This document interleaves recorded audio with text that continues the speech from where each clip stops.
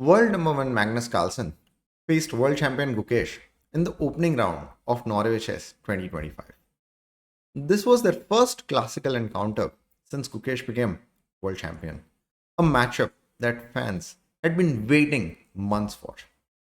The game turned quickly into a tense strategic battle with both players testing each other from the beginning, followed by a crazy endgame.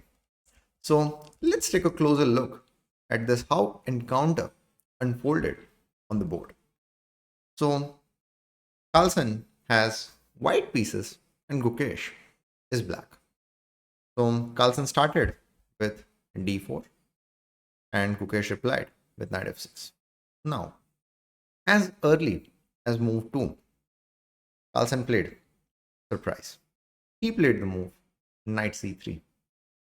Now, this is a sideline that Carlsen has played before, or top players have also played, but this is mainly not considered to be that dangerous in a classical game. It is played in rapid time control or blitz time control or even online games. But in such a serious classical game, it's not so usual. But we know Carlsen that he's known to play off-bit openings and then try to go for the rich middle game and fight. Of course, Gukesh was prepared and then he played d5 in this position.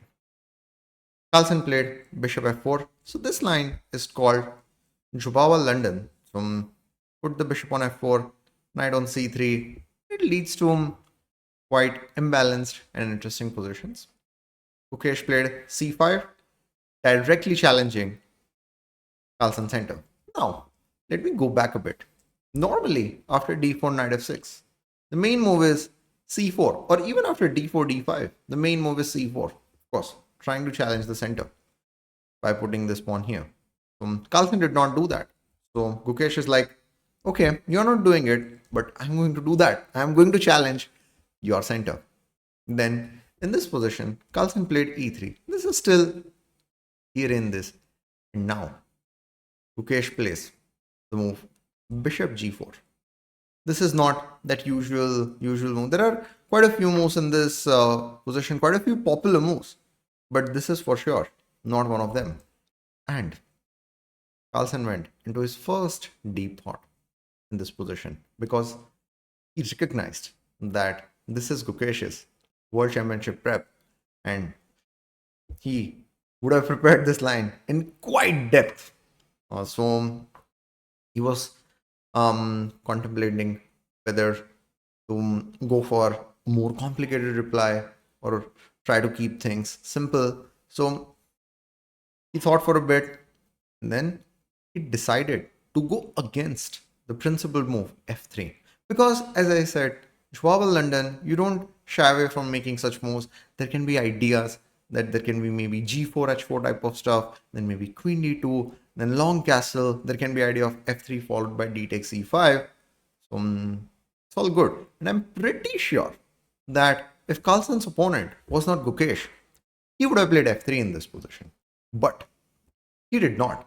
Now, the reason was that the World Championship preparation, he knew that whatever he plays, Gukesh would be better prepared than him. So let's not go for the complications and let's try to keep things a bit simpler.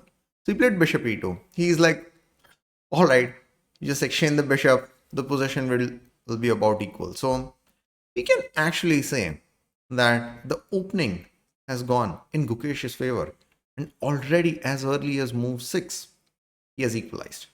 But Carlsen, of course, is going to push even from this position, but objectively, Gukesh is already fine. So the opening battle went in Gukesh's way. Now, let's see. So knight c6 was played by Gukesh.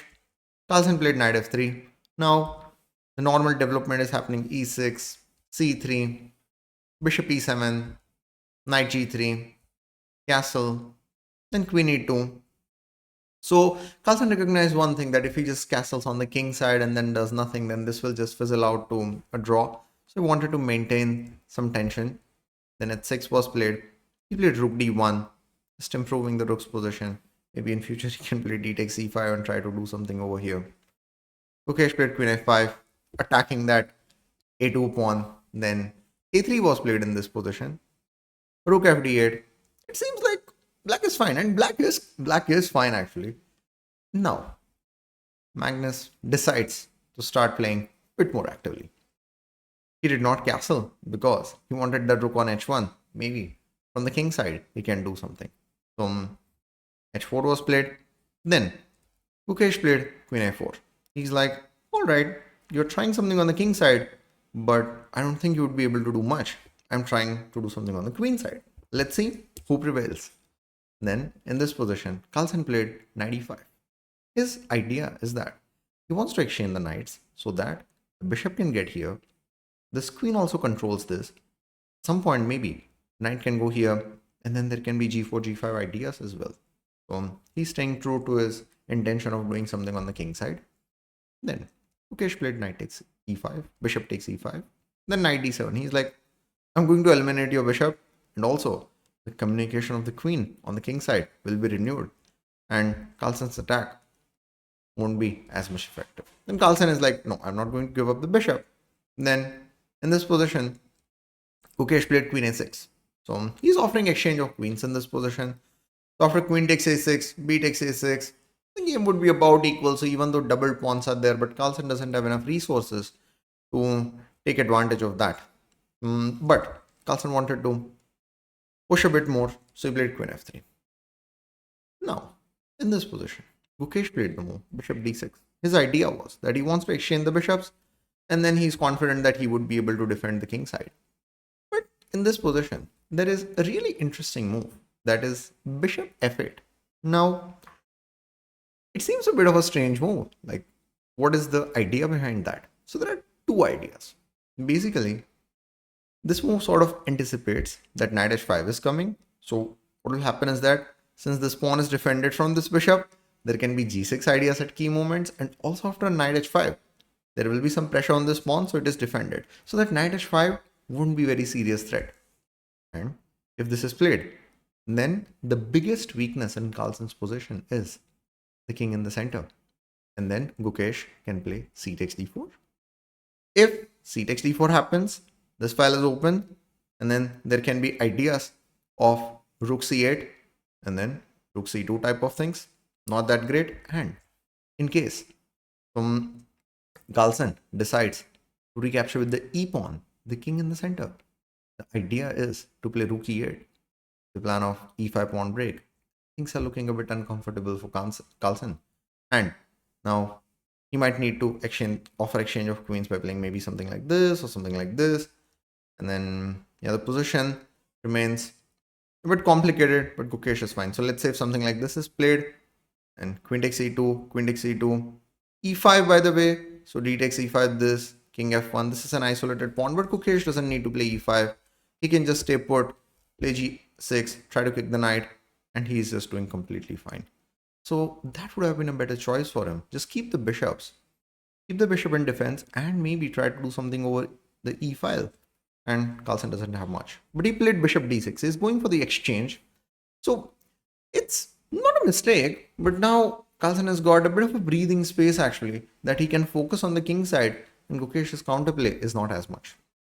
Knight h5 was played, bishop f4, queen f4. Of course, Gukesh is a fighter. He's not just going to allow the free attack to Carlsen, because there might be ideas of queen g4, maybe rook s3, rook g3. So he played the move e5. He's like, I'm ready to sacrifice the pawn. And why did he sacrifice the pawn? He wanted to renew the connection of the queen on the king side. And if c takes d4, so in this position, if in this case d takes e5 is played, then there is this move queen g6, trying to kick the knight. And if the knight goes back, then there is queen e6, this pawn will go. And let's say after queen g6, if there is g4, then there are these ideas of rook e8, this. Let's say if something like this happens, then there is knight takes e5, because if rook takes e5, then queen b1 check, that rook might go. Now Carlsen will be, so Carlsen is a pawn, but look at that king. So things are not looking that great for him. So Carlsen is like, all right, I'm not going to accept the pawn sacrifice. He goes for queen g3. Now The queens get exchanged. So the dust has sort of settled and we are into the endgame. And Carlsen is slightly better here because of not that great pawn structure of Gukesh. And then, but it's not too much of a worrying factor. And let's see how these two battles it out after this. So Carlsen plays 92. He's like, I'm going to put my knight on c3, attack this backward pawn, then maybe play f3, then maybe play e4, trying to get the connected pass pawns in the center and then do something. Gukesh was not going to sit still. He played b5. He's like, I have the pawn majority on the queen side and I'm going to make use of it. Knight c3 was played, knight f6. This is not possible because rook b8 can be played. This might fall. And Carlsen did not want to give activity to Gukesh. So he played rook b1. He's like, I'm going to stop your queen side activity. Then f3 was played. He's planning to at some point play e4. Not right now because this might fall. But he's like, at some point I will do it. Then a5 was played. Gukesh is planning to play b4. Carlsen himself played this. Then c takes b3. Rook takes b3. And then in this position, attacking the a5 pawn. Attacking this pawn. Now, so I'd still say that this is a bit more of a pleasant position for Carlsen because the king is active. There is some pressure over here. But Gukesh has been playing extremely well so far. So it is expected that the game should end in a draw. Then rook g3 was played. The f3 pawn being attacked. That was defended. Now, in this position, he's activating the rook. He's exchanging one pair of rook. And then in this position, he played e4. So both of them actually have pass pawns. So Gukesh decides to push the pass pawn, of course. Pass pawns must be pushed. And e5 was played. Here, Gukesh made a bit of a questionable decision. Not objectively a questionable decision, of course, that was still fine, but practically. He decided to sacrifice the knight. Now, there's nothing wrong with the sacrifice, but as we will see in the game, after the sacrifice, the best Gukesh could hope for was perpetual check. So, the draw. And this was not that bad of a position where he needed to take that risk, where he needs to be absolutely precise just to get the draw. Now, because let's say if he was able to create some winning chances, then that's another thing. But sacrificing the knight and then just calculating that, all right, the best I can get is a draw because one small miscalculation and suddenly you might as well be lost. So he should have just continued with knight h5. And this is an extremely complicated battle because white will try to push these pawns and Gukesh will also try to do the same. And I would not be surprised that at some point the game will sort of fizzle out in a draw where Gukesh might be able to give this knight for these two pawns and Carlsen would do the same. Or there might be even like giving up the rook for these one or two pawns and then Gukesh might do the same and it's still a complicated battle, but yeah, I think it would be better if Gukesh had played it because he's not at the risk of playing the best chess just to get the draw, because in this, if Carlsen makes a mistake, he might as well lose. That h3 was practically a mistake. But still, this is with accurate play. It's still a draw, and this position h1 queen, f8 queen was played. So to draw the game, he had to play rook g2 check. Main point being that if knight e2, then this check, then this check, and then if king c4 or something, then queen e6 check, and then this knight will go at some point, and if king d2, then this is just a repetition.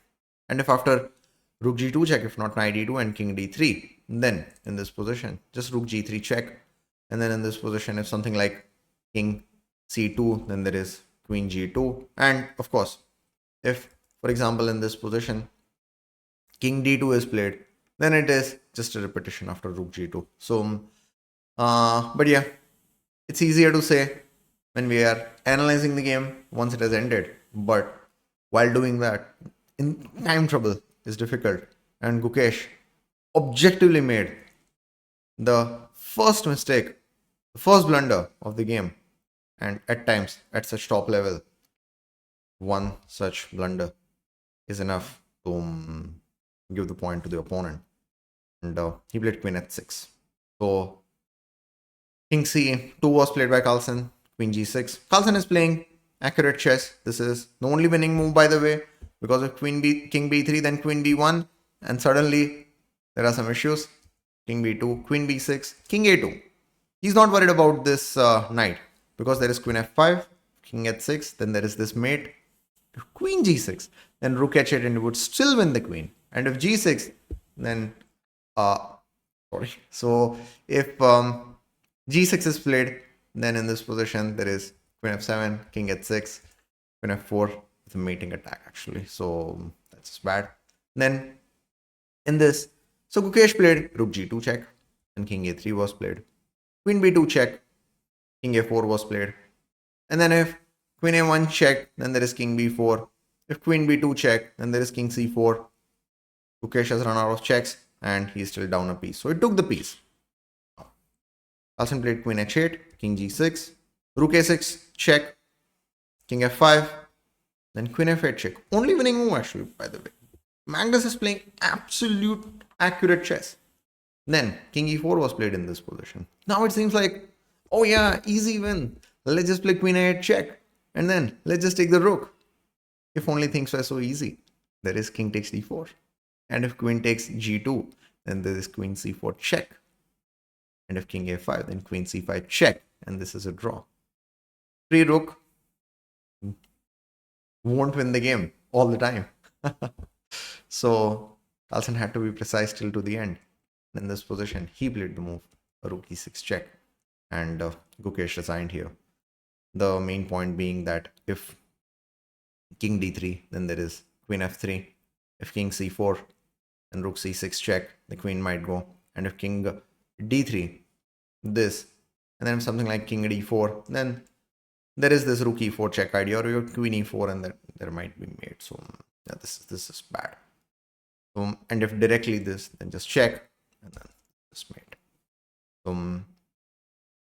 Very close fought battle, and I would actually say that even though practically, so objectively speaking, this was, let me just go back. So this was the defining moment, I would say. h3 was still fine objectively, and Gukesh would still be able to draw with perfect play, but that's just too complicated with such a time scramble.